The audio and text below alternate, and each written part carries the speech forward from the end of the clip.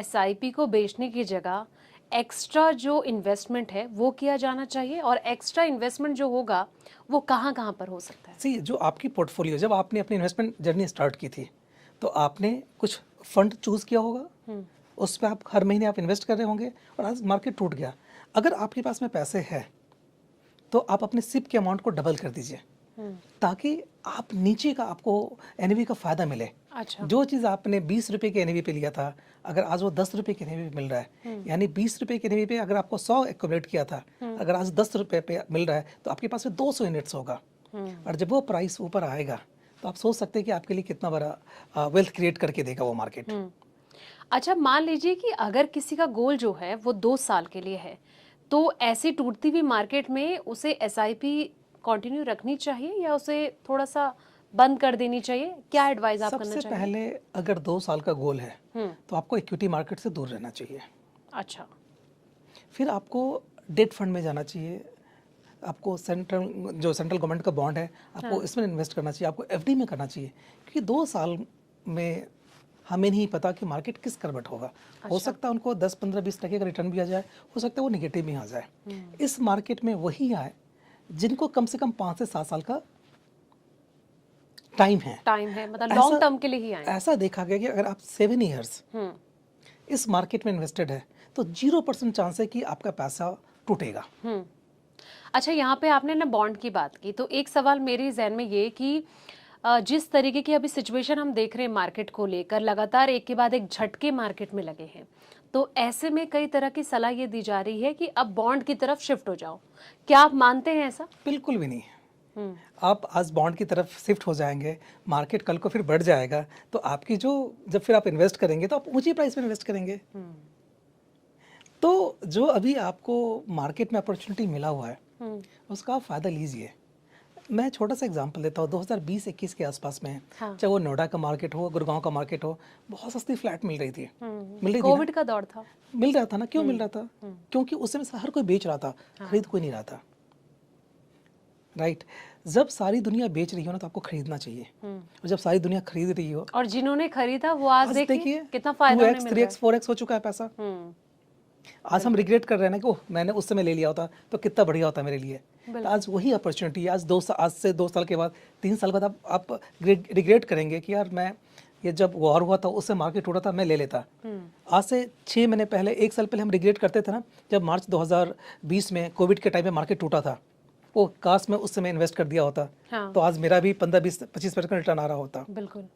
तो ये टाइम आपको रिग्रेट करवाएगा अगर आप इन्वेस्ट नहीं करते तो। ये इससे बढ़िया टाइम मुझे नहीं लगता कि एक इन्वेस्टर्स के लिए, एक वेल्थ क्रिएटर के लिए आ सकता है। बिल्कुल, आपने बिल्कुल सही बात बोली है। और अक्सर आप कहीं ना कहीं लॉन्ग टर्म की सलाह देते हैं, और ये हमेशा कहते हैं कि जब ऐसी सिचुएशन आ जाए तो बिल्कुल पैनिक नहीं होना चाहिए, बल्कि खुश होना चाहिए, क्योंकि देखिए सस्ती यूनिट्स उन्हें लगातार मिलती रहेंगी। बिल्कुल सही बात है। आजकल T20 का ज़माना है ना। चौका छक्का कौन मारता है?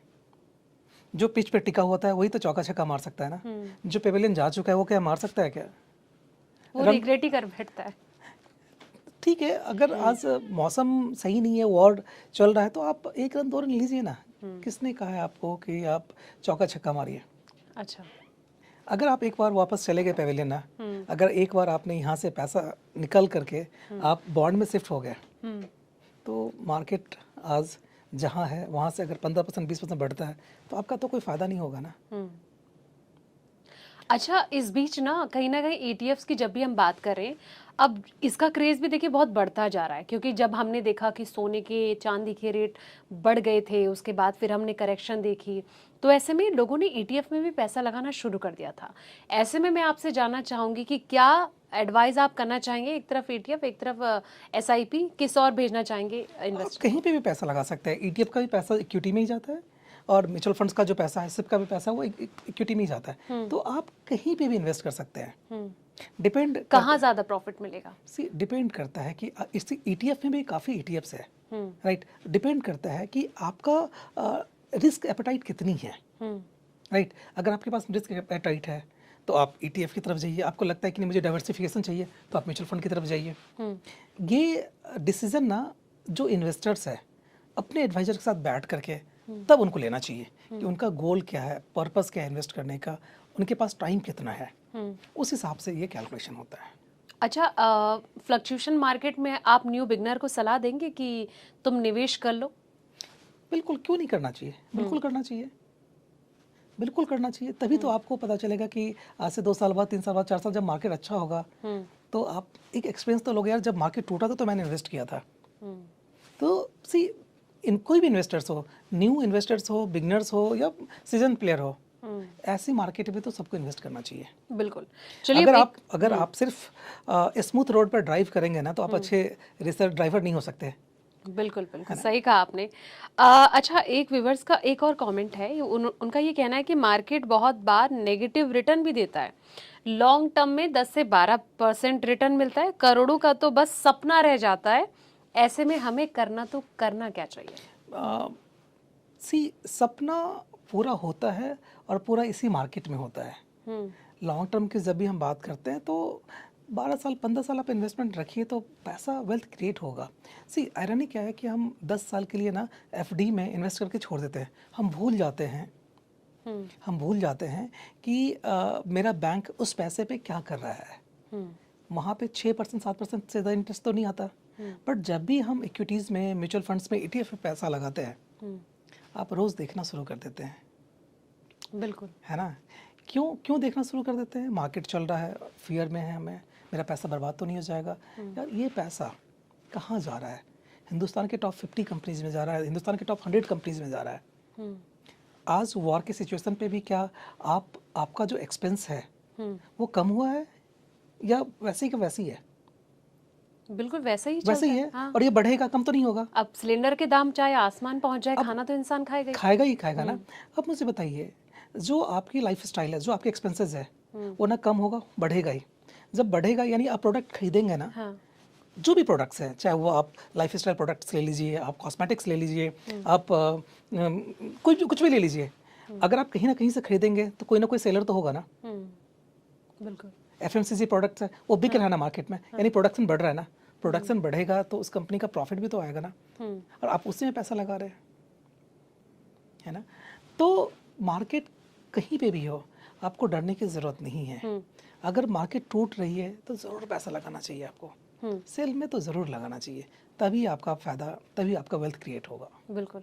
अच्छा, टूटती हुई मार्केट में एक आम निवेशक करोड़पति बन सकता है? क्यों नहीं बन सकता? टूटती हुई मार्केट में ही बन सकता है, क्योंकि सी, जब मार्केट चल रहा है ना तो आप 7%, 8%, 10% का रिटर्न आप बनाते हैं, 12% रिटर्न बनाते हैं, ये बनाते हैं ना। लेकिन जब मार्केट टूटी हुई है, मैं एक छोटा सा एग्जांपल देता हूँ। 2020 में जब मार्केट टूटी हुई थी, जब रियल एस्टेट मार्केट टूटा हुआ था, जो उस समय जिसने इन्वेस्ट किया था आज उसका 3 टाइम्स हो चुका है, यानी 300% का रिटर्न तो आ गया ना।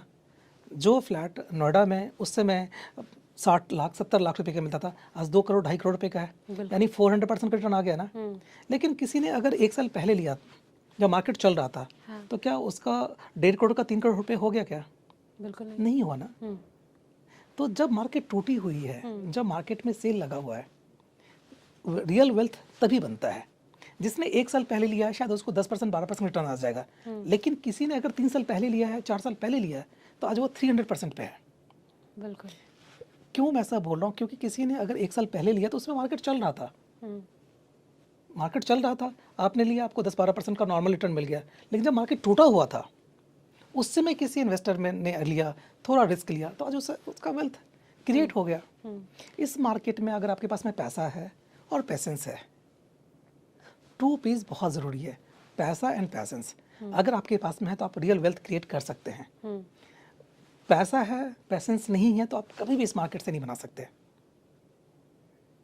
तो मेरा रिक्वेस्ट भी है, एडवाइस भी है कि प्लीज़ प्लीज़ प्लीज़ इस मार्केट पे आप इन्वेस्टेड रहिए। अगर आप हिट विकेट होके चले गए पेवेलियन तो कुछ नहीं हो सकता। अच्छा, ऐसी मार्केट में आप क्या सलाह देना पसंद करेंगे कि लमसम करिए या फिर SIP जारी रखिए? सी, ऐसी मार्केट में अगर आपके पास पैसा है तो आप लमसम भी कर सकते हैं। एटलीस्ट जो भी आपके पास में फंड है उसका 50-60% आपको इन्वेस्ट करना चाहिए ऐसी मार्केट में, और 50% रखिए। अगर मार्केट टूटता है तो थोड़ा और इन्वेस्ट आप कर दीजिएगा। अगर मार्केट चलेगा तो फिर आप इन्वेस्ट कर दीजिए, लेकिन ऐसी मार्केट में तो आपको लमसम इन्वेस्ट जरूर करना चाहिए। लेकिन रिस्क नहीं हो सकता ऐसे में? रिस्क किस अगर चीज़ में लमसम में अगर देखा जाए तो फिर नहीं है? रिस्क किस चीज़ में नहीं है? रिस्क किस चीज़ में नहीं है? अगर आप तकरीबन 10 किलोमीटर से यहाँ पे आप आती होंगे, उस 10 किलोमीटर में आपके आगे भी और आपके पीछे भी तकरीबन हज़ारों गाड़ियाँ होंगी रोड पे। एक फियर तो है एक्सीडेंट का, लेकिन जब आप ड्राइव करते हैं आपके पास इतनी एक्सपर्टीज़ हो गई है कि आप आराम से ड्राइव करके 1000 गाड़ी आगे हो पीछे हो कोई फ़र्क नहीं पड़ता, आप ड्राइव करके यहाँ तक आ सकते हैं। रिस्क तो है, जब आप रोड पे निकलते हो तो रिस्क तो है, लेकिन कितनी एक्सीडेंट होती है। जब आप इन्वेस्ट करेंगे मार्केट में ना, तो उस इन्वेस्ट को के रिस्क को कम करने के लिए जो आपके फंड मैनेजर है वो एक्सपर्ट है, उनको ऐसे मार्केट का बहुत तजुर्बा है, जो पिछले 20 साल 25 साल 30 साल से उस फंड को मैनेज कर रहा है। उनको पता है कि इस सिचुएशन में हमें कहाँ इन्वेस्ट करना चाहिए, इस सिचुएशन में हमें कहाँ फंड को स्विच करना चाहिए, वो पहले से वो लोग प्रिडिक्ट कर लेते हैं। लेकिन ऐसा होता है ना कि ऐसी ही सिचुएशन में जो इन्वेस्टर होता है ना, वो परेशान भी बहुत हो जाता है, नेचुरल है, क्योंकि वो एक्सपर्ट पे भी उस टाइम पे ट्रस्ट नहीं कर पाता है। सी तभी वो वेल्थ क्रिएट भी नहीं कर पाता। आपका काम है इन्वेस्टमेंट जारी रखना, इन्वेस्ट करना, बाकी आप अपने एक्सपर्ट फंड मैनेजर पे छोड़ दीजिए, क्योंकि ये फर्स्ट टाइम ऐसा नहीं हुआ है। लास्ट 50 60 70 ईयर्स में आप देखिए तो ऐसी सिचुएशन कितनी बार आई है, चाहे वो कोविड के नाम पे हो, चाहे वो 9/11 के नाम पे हो, चाहे वो सब प्राइम के नाम पे हो, चाहे वो डिप्रेशन के नाम पे हो, ऐसी प्रॉब्लम, चाहे वो Y2K के नाम पे हो, तो ऐसी प्रॉब्लम तो आती रहती है। 2008 में देखिए कितना मार्केट टूट चुका था, बिल्कुल 50% मार्केट टूट चुका था, लेकिन जब मार्केट स्टार्ट हुआ था 1978 में 100 पॉइंट से स्टार्ट हुआ था, आज हम कहाँ पे हैं? 80,000 पे है। ये जो जर्नी है फ्रॉम 100 टू 80,000 का, कभी भी स्ट्रेट लाइन तो गया नहीं है। पिछले 50 साल में कितनी बार मार्केट टूटी है, लेकिन इसी मार्केट से वेल्थ भी तो क्रिएट हुआ है ना। बिल्कुल। सी लॉन्ग टर्म में आपको डरने की ज़रूरत नहीं है। शॉर्ट टर्म में हो सकता है कि आप डरे, लेकिन आप शॉर्ट टर्म में इन्वेस्टमेंट जारी रखिए तो वेल्थ क्रिएट होगा। बिल्कुल। अच्छा, वो कहते हैं ना कि जैसे बड़े बड़े जो इन्वेस्टर हैं, जो छोटे से अमाउंट से आज करोड़ों अरबों की संपत्ति बना चुके हैं, यहाँ पे मैं वॉरेन बफे जी को ऐड करना चाहूँगी, और लगातार उनके कई एडवाइस और उनके टिप्स भी हम कई इन्वेस्टर फॉलो भी करते हैं, उनको पसंद भी करते हैं।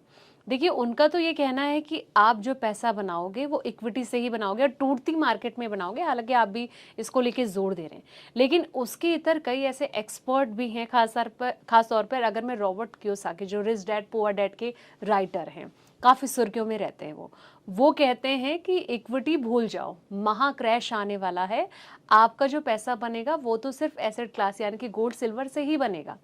तो आप क्या मानते हैं ऐसे में, आपकी क्या राय है? सबकी ना अपनी अलग अलग फिलॉसफी है। मुझे नहीं पता कि वो किस चीज़ को लेकर के ये कोट कर रहा है, बट आप मुझे बताइए क्रैश क्यों करेगा मार्केट? अगर क्रैश करेगा भी तो क्या ये रिबाउंड होगा या नहीं होगा? सबसे पहले ये देखिए कि ये पैसा कहाँ जा रहा है। अगर कोई कंपनी, अगर आप म्यूचुअल फंड में पैसा लगा रहे हैं तो वो म्यूचुअल फंड कहाँ पे इन्वेस्ट हो रहा है? स्टॉक मार्केट में हो रहा है, यानी वो शेयर्स में पैसा लगा रहा है। हिंदुस्तान के टॉप 50 कंपनी में, 100 कंपनी में, 200 कंपनीज में लग रहा है। वो जो पैसा है, आपको क्या लगता है उस क्रैश में रिलायंस टूट जाएगी, खत्म हो जाएगा, TCS खत्म हो जाएगा, लोग FMCG प्रोडक्ट लेना बंद कर देंगे? ऐसा हो सकता है? लोग कॉलगेट यूज करना छोड़ देंगे? यूज तो होगा ही ना, चाहे कुछ भी क्रैश हो। यानी उस कंपनी का प्रोडक्ट अगर बिकेगा तो उस प्रोडक्ट पे प्रॉफिट तो होगा ना। अगर प्रॉफिट होगा तो किसके पास जाएगा? जो स्टेक होल्डर है, जो शेयर होल्डर है, उस शेयर होल्डर के आप भी भागीदार हैं, क्योंकि आपने भी म्यूचुअल फंड के थ्रू पैसा इन्वेस्ट कर रखा है। बिल्कुल। तो मुझे तो ऐसा मानना है कि कौन क्या कहते हैं नहीं कहते हैं, आपका काम है। आज लोग बिजनेस क्यों करना चाहता है या बिजनेस क्यों करता है? हिंदुस्तान में तकरीबन 3% 4% के पास में ना 100% पैसा है। अच्छा, वो क्यों है? क्योंकि वो बिजनेस में है। आप बिजनेस क्यों करना चाहते हैं? इसलिए करना चाहते हैं कि आप ज़्यादा अर्न करना चाहते हैं, इसलिए लोग बिजनेस करता है ना। तो जो पैसा है आपका वो बिजनेस में जा रहा है, आपके पास में एक्सपर्टीज़ नहीं, आप IT के एक्सपर्टीज़ नहीं है। बट अगर आपको IT कंपनी खोलना है तो क्या करेंगे आप?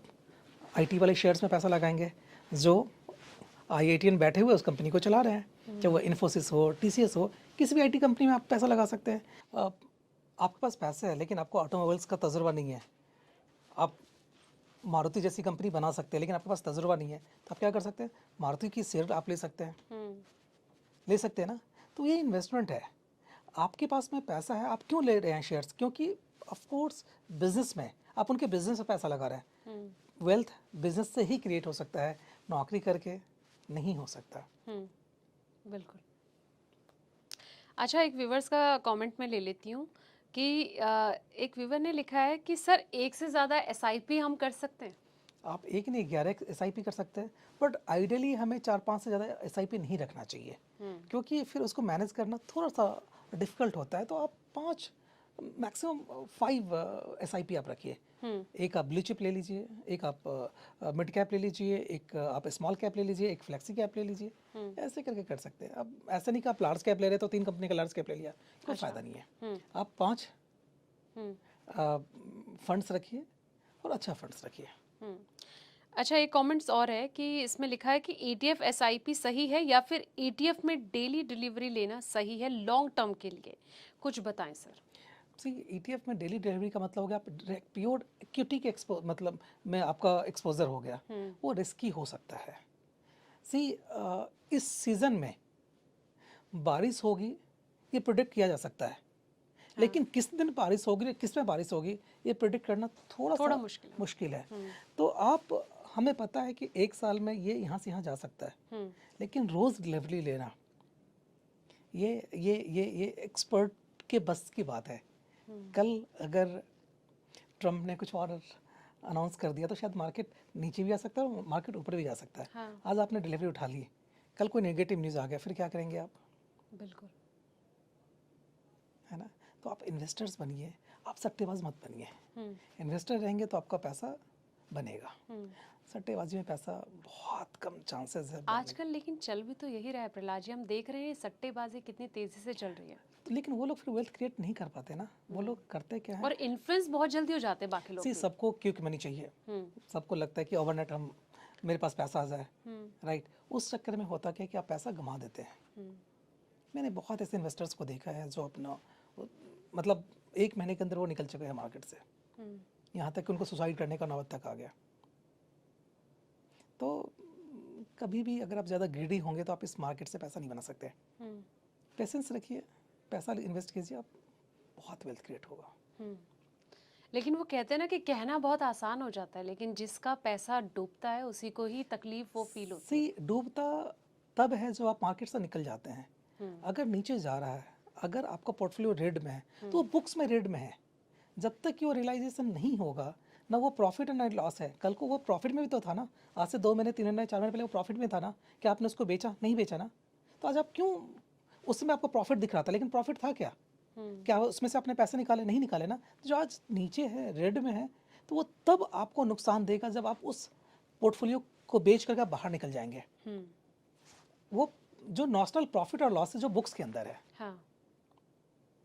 अच्छा, जिस तरीके से मंदी को लेकर भी कहते हैं कि अभी जो वॉर वाली सिचुएशन हुई थी उसके बाद ये कहा जा रहा था कि अब मंदी की आहट शुरू हो गई है, क्या आप ऐसा मानते हैं? और दूसरी चीज़ें कि इन्फ्लेशन की जो हम रफ्तार देख रहे हैं, देखिए आज सिलेंडर के दाम कहाँ से कहाँ पहुँच गए। 1000 रुपये का सिलेंडर अब 5-5, 6-6 हज़ार में मिल रहा है। लोग इतने परेशान हैं कि बस मिल जाए, और कहीं ना कहीं अब इंडक्शन के यूजेस भी शुरू हो गए। ऐसी कंडीशन में आप क्या कहना चाहेंगे जो SIP और एसेट क्लास इन्वेस्टर हैं, इक्विटी इन्वेस्टर हैं, ऐसे में आप उन लोगों को क्या एडवाइस करना चाहेंगे? फियर इन्फ्लेशन है, ये एक फियर इन्फ्लेशन है जो फोमो में अटके। अगर आपको ज़रूरत नहीं भी है सिलेंडर का, आप कहते 2-3 स्टॉक करके रख लें, तो ये एक फियर इन्फ्लेशन है। आप इन सब चीज़ से दूर रहिए। वेल्थ क्रिएट करना है, आप फोकस कीजिए अपने काम पे, अपने बिजनेस पे, और इन्वेस्ट करके छोड़ दीजिए। ये मार्केट का नेचर है, ये ऊपर और नीचे होगा ही होगा। आज वर्ल्ड वॉर हुआ है, आज वॉर हुआ है, आज से 5 साल पहले कोविड था, उससे 5 साल पहले डिप्रेशन था पूरे वर्ल्ड में।